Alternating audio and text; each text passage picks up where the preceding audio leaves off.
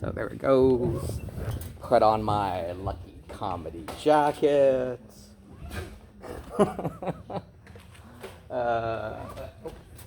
job, everybody. Woo! Thank you, guys.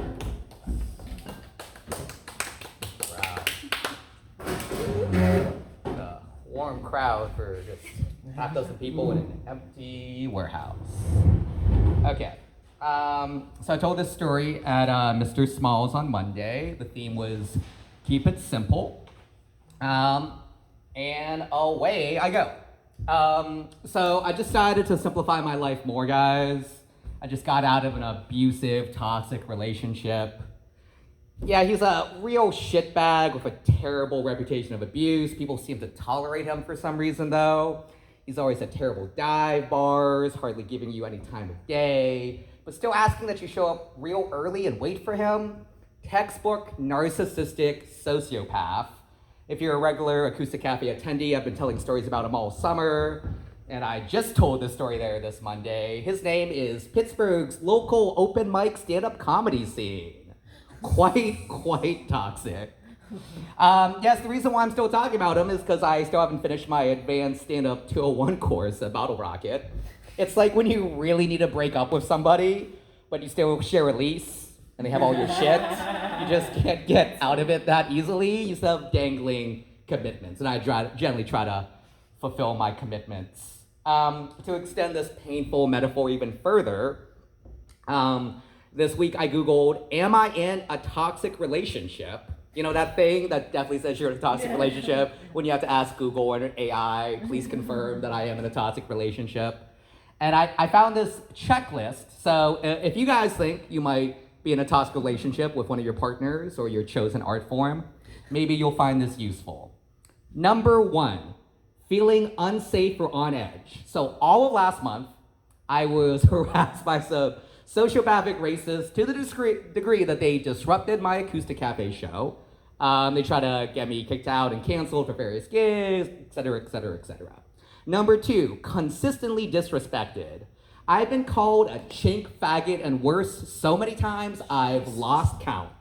And not just on stage and in roasts, just casually in the green room or at venues or outside smoking, which isn't even material anymore, guys. That's just using slurs against somebody. Number 3, unmet needs. I haven't enjoyed performing outside of class or at Acoustic Cafe for more than a month. I don't go to any other mics.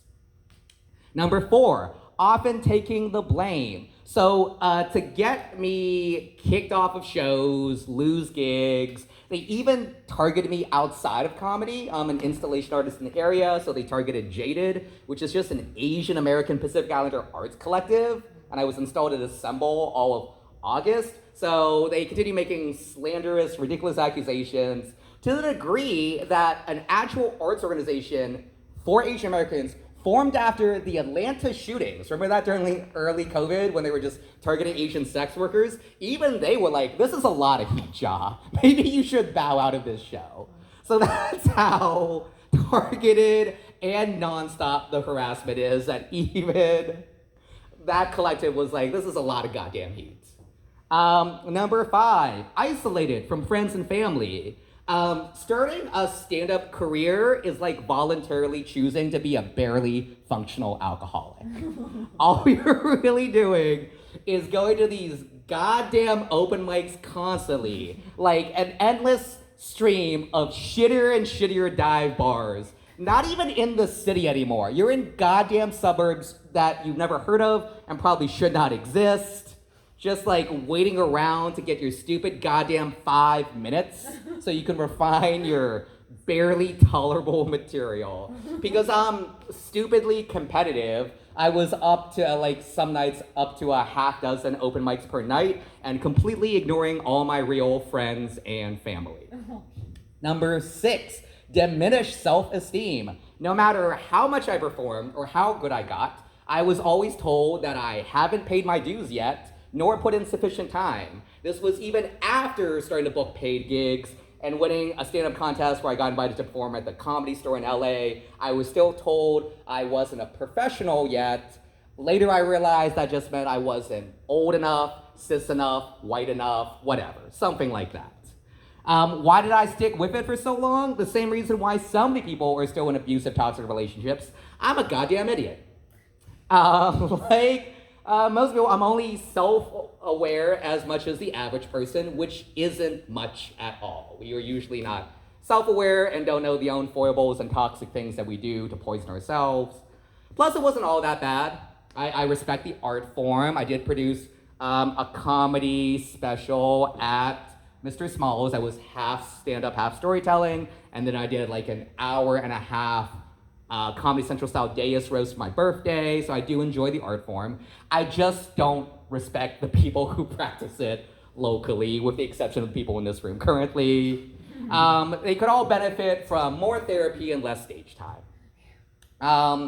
But I stuck with it because like anything with like a random reward cycle, like that Pavlovian thing, you have your highs and lows. Even though you know you're in an unhealthy, toxic relationship with your chosen art form, you're still struggling for those moments that you kill. Like after you kill, you're at the top of the world, and the next, like Derek says, you're only as good as your last set. You start wondering why you ever thought this was a good idea. Why did I start doing comedy? It's like dating someone who bombs you one day and then just ghosts you the next because you're a goddamn asshole who said that their partner was toxic and asked if they circle jerk all the time. It's that random positive reinforcement schedule, like that killer set makes up for all the bombs. And the addicting nature of it is the suffering too. It's like that thing where like I often have like an unhealthy romantic partner too, because heaven forbid I be in a healthy relationship with like positive unconditional love. I want that conditional, like you only are as good as your last set type of love. Thinking that it'll be different, spoiler alert, it's never different. It's like eating spicy food, that hot ones phenomenon. You know it's gonna hurt, both tonight and probably the next day, but you just can't stop. Like a moth drawn to the flame, you just want to burn it all away. Glorious burn of self-destructiveness. And hopefully you grow, despite the pain or maybe because of it. Painful art helps you grow. You learn what works and what doesn't. In comedy, you learn to avoid certain jokes. In relationships, you learn to avoid certain people. Either way, you're getting better at dodging what doesn't work. And now that I'm finally out and I see the light, yes, I did do the cliche thing of getting a breakup cut, getting good feedback about it, changing up my look for my extended fall/winter tour, where I'm gonna take what I learned on the road. Yes, as the kids say, I'm now for the streets, specifically the European busking streets. I'm gonna do the main avenues and boulevards of Portugal, southern Spain, Sicily. Not quite sure if I'm gonna do stand-up and storytelling, because I'm not fluent in all those languages. I might just bust out my harmonica. But maybe I can fall into another, hopefully not as toxic, artistic relationship. Who knows, Commedia dell'arte. When I was at Acoustic Cafe, I went to meet Guar to see if I could have a new relationship with that band following them on tour. Because there's no better way of getting over a breakup than getting doused in several hundred gallons of blood. That's what a breakup feels like. So remember, y'all, love your art, but make sure that it loves you back, because you're precious and you deserve better. I'm Ja. Thank you for the time. Ja, everybody. You're at 8:30. Thank you. This is there's a very meta quality to all of this, because we all know the scene's been like recently. So that in of itself is kind of interesting. I don't know how well it translates to other people. It's hard for me to say because I know. You know what I mean? Yeah. So that's something to keep in mind just generally about the way you kind of set this up. I did kind of like to, I thought you were going to tell me about a relationship. Instead you talked about, the Pittsburgh Comedy Scene. There is a fact that, you know this too, I did break up with my primary partner. I don't talk about it in my sets, but that does inform. Yeah. So my work is generally very biographical. So you had some really fun lines in here. There's some, it's inside baseball stuff, but you use the baseball or the alcoholic analogy in here, and you had some like really fun lines that kind of like strung this together. The only thing that I just kind of worry about is just generally just compacting this. I think because you kind of listed for so long, people will generally get lost on a list if you use that without. It did go long. It was like 6 items. It was kind of long. Yeah, generally it's just naming it, like probably picking 3 of the biggest ones, because some of them were like, these are like, and I'm starting thinking about, and maybe you having this realization that you were in it, maybe even you realized it, and it took me a while to realize these relationships. I realized this stuff was happening, and kind of simplifying it too. I think would greatly benefit you in general. This is the only other thing I want to call out is that why people are in a toxic relationship. I would personally, very rarely would I ever tell somebody you should definitely change something, but I feel like you should not call those people just idiots. Yeah. Which I understand. First of all, I don't think you think that. Yeah. I think you were just kind of going with the flow of what you were saying. And of course, for the outside, everybody else, I've seen people like, why are you doing this? You're an idiot. And then, I mean, honestly, what I kind of thought, I thought you were going to say something more of the effect, for the sex. Or something like that, In this case, it was the laughs. Like what is the gratification? What is the because usually the most worst relationships I had by far had the best sex. Maybe it's like that sweet release or something. I don't know. Jizzing. I don't know. Like I wrote that down too because I was like, oh no, I feel like you're trying to talk about yourself as being an idiot, but you're like saying. Yeah, I just as a general note, but other people say some things about. Sure. So what I love about it is the quality that you're talking to a bunch of people that understand it, right? So, but if you're talking to a bunch of people that aren't in the scene, they might, like you said, not exactly know. This worked for a musician scene, so as long as I think it's for performers, it works.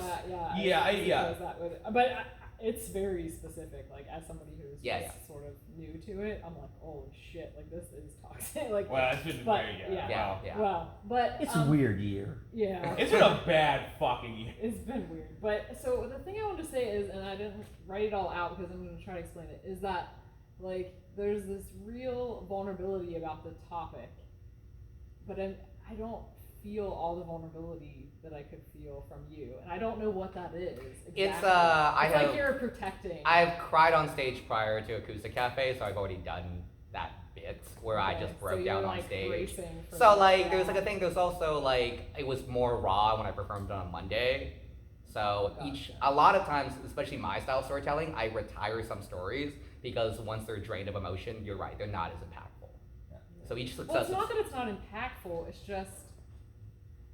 Even just that little bit where we're saying idiot, I know you were kind of talking about yourself, I'm an idiot, but it sounds like you're talking about, it's like your anger it's angry focused out instead of, I don't know what it is. It's just, it's not that it's bad. It's just, it's so vulnerable, but you're still protecting yourself somehow. I don't know what that is. No, there is a bit of a thing. And then there's also there's a meta thing where only to myself, and I guess I'm talking out loud to you guys, I did break up with my prior partner a few days ago. This is a surrogate topic to also talk about my own breakup, but then that is too recent to even talk about. I gotcha. There's layers. Yeah. Okay, that makes sense. Thank you for letting me. So first off, the thing that is obvious is one, you have a bunch of confidence, which is a big hurdle for a lot of people to get over. So you have that immediately, and you also understand reveals and jokes. Off the rip you did. I think it's all believe who you're talking about person. It was stand-up comedy, and it's real. It's a joke right there. So you can count on that every time. And there's something about just watching what you're doing, and I'm gonna try to be as succinct. And I should just follow on, so I'm not. The inside baseball thing is one to understand. When you get on stage, you have to create context for people who don't know you. So. My question first would be, is this something were you getting this out here, or are you trying to make this a bit that you can continue to do in the future? So this works probably in the context of my home stage Acoustic Cafe, where they've seen, there's a reference to the stories I've been telling Acoustic Cafe for the whole summer. So this was primarily developed to an audience that has the context. This class has slightly less context, but some context. I do not think this story would generally work. Okay, so is it something that you want to? No, it's not Okay, like a thing. because I was going to get into like the No, minutia. this is just like a thing I developed. Okay. One, I want to do it at Acoustic Cafe, and two, for the class. Okay, so then a couple of notes, like because it seemed more cathartic than you were doing jokes. I mean, there was obviously humor in it, Yeah. but it was like you're letting some stuff out, so I don't know how much to be like break down. Nah, like and stuff none of it. this is stuff I'm taking to the class show. Yeah. Okay. So things to note, just like in a one, remember, like kind of like I just said, like if you are, the purpose of this is to be funny or cathartic. They're two different things. Because if we're doing straight funny, remember, like they don't know, and you are there to be funny. So don't be afraid to be goofy. But I understand with a heavy topic like this, it's hard to like be goofy in it. But you can be goofy in it. There's ways to still be silly. And the thing that you said about like why are you always in a toxic relationship? That's something that is universally understood, whether it's inside baseball or not. Why are you always in abusive relationships in your regular like romantic life? But also, how do you seek out comedy that also happens to be abusive? And why don't you get into MMA so that way you can say because I'm abused because I get punched in the fucking face or whatever. There's something about you consistently going back that everybody can relate to. You can bring that. So that was actually off the cuff, mainly because I was probably talking about my breakup with my therapist earlier today. So I will maybe refine some of this and then do a breakup set, but probably not a thing about just the comedy scene. Yeah, I got you. More like a general breakup set. But I appreciate that. Yeah, for sure. Because I mean, you certainly know what you're doing, but I thought that when you started to go like, oh yeah, after saying these people, you said, oh, I'm also the idiot. I also do this stuff. You also put it on yourself, which is very funny. Like it's very understanding that that's how you make everybody kind of time like, when am I fucking up in a relationship kind of thing. I don't know the story. To be honest, it's nice in comedy, and I can just, because this is so comedy oriented and I'm a part of it, I'll just say I've been so far removed and it's been pretty awesome that I don't know what the fuck's going on. Like, I don't know. I don't know your story, and I'm out doing comedy all the time, so I don't know it at all. So at least it's escaped me, whatever you're talking about, and it sounds like it's bullshit and it sucks. And I'm sorry that. Apologies to the Pittsburgh scene that you came in this weird time and it's like that. I don't think that the scene has been bad in Derek. I'm always one of the loudest people when it comes to people putting down the scene. It always because there are very good people who care about being kind, about diversity, about inclusion, and about being funny ultimately. And it gets a bad rap sometimes because of a few bad actors. And I'm sorry that that's what you're dealing with, whatever it happens to be. So that's just on the side, but I appreciate that. One thing I did once was, and Derek knows my storytelling background. Whenever I do comedic storytelling, it will always veer more towards like This American Lifestyle for Biglia, Sedaris, like some like theme with like a little bit sappier. So like I do a trade-off of like I trade off some of the comedy for like you're very cutting in the way you discuss things. It is very at people, and I understand 'cause that's the way I am. Yeah. I know that stuff. One of the things that I always try to do, because I have very dark humor, one of the things I have to convince you, if I wrote a set list, it straight up goes child abuse, child abandonment. It's all this. I can show you dead serious right here. I have the notes of certain jokes, the target for the jokes, the joke style of the jokes, and all the topics, and it is literally child abandonment, historical racial insensitivity, dysfunctional home molestation, child abuse, school shooting, alcoholism, pedophilia, CTE, murder, suicide, political assassination, race exploitation, child abandonment, sexual content, right?